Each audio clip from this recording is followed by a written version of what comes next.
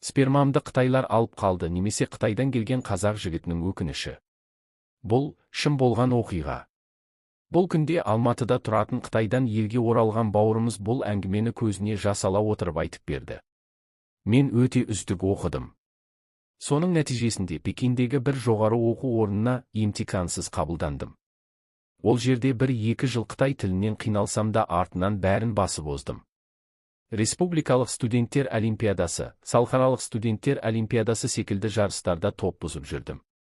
Сабағымда, спортымда үздік болған соң маған Қытай қыздары өліп талып жабысты. Бойым ұзын, сүйегім ірі. Мен ол қыздардың біріне де қарамадым. Олар маған сан түрлі айла шарғылар қолданды. Мен бәріне пысқырып та қарамадым. Тіпті шәйіме қоздырғыш дәрі қосқан кездері де болды. Онда да сүрінбей өтіп кеттік. Сөйтсем, мұның барлығы жоспарлы түрде істелген жұмыстар екен. Пекинде бишілерді дайындайтын Пекин би институты бар. Онда кілең сұлу қыздар оқиды. Көбісі бастықтар мен байларға бәйбіше тоқал болып кетеді. Сол институттың сұлулары неге мені жағалап қоймайды десем артында үлкен гап бар екен ғой. Демек, бәрі де арнайы жоспармен, арнайы тапсырмамен болған екен. Оқуымды 5-ке оқығаныма қарамастан маған диплом бермей қойды. Айтпақшы, тұтас сыныптағылардың бәрінің шетелге шығатын паспортына тимегенде менің паспортымды алып алды. Сұрасам не дипломды, не паспортты бермейді. Мен ештеменің байыбына бара алмай Пекинде жүрдім де қойдым. Дипломсыз үйге қайтқаннан өлім жеңіл.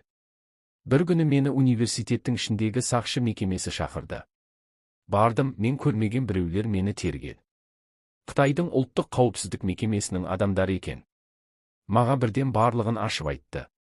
Мені қызметке алмақ екен. Мен бас тарттым. Себебі менің арманым Қазақстан болатын. Алматы мен Астананың көшесін сыпырсам да разы едім. Ең бастысы, ата-анам бұл кезде әлдеқашан Қазақстанға қоныс аударып үлгеріп еді. Олар мені 2 апта айналдырды. Мен сөзімнен қайтпадым. Өз құқымды айтып заңды көлденең тартып тұрып алдым. Бұл конвенцияларында отбасы мүшелерінің бір елде өмір сүру құқы кепілдендірілген ғой.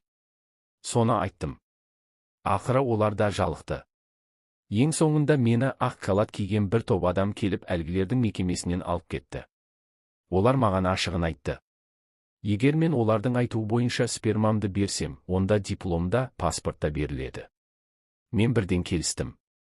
Себебі сперманы 1-ші курстан бастап барлық сыныптастарымыз міндетті түрде беріп келгенбіз ғой. Ол өзі сондай заң болатын. Сыныптағылардың бәрімен секілді миллионнан іріктелген сайдың тасындай жігіттер еді.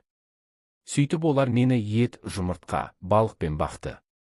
Күніне 3-5 уақыт тамақ. 3 күнде 1 рет сперма беру. 3 айдан соң олар мені босатты. Паспортымда, қызыл дипломымда қолыма тиді.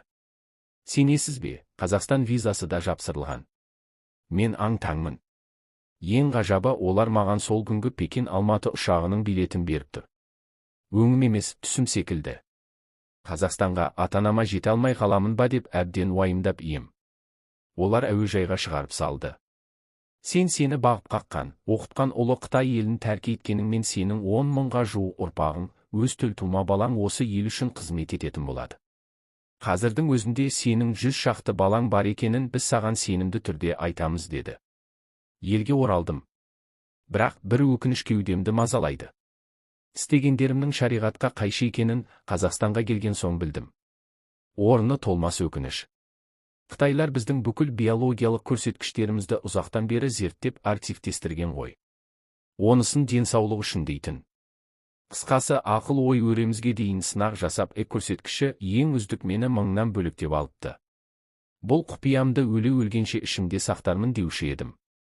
Шындықты айтуыма себеп болғаны, Қытайдың жуырдан бері қазақтарға бағыттаған күрт өзгерген саясаты болып отыр.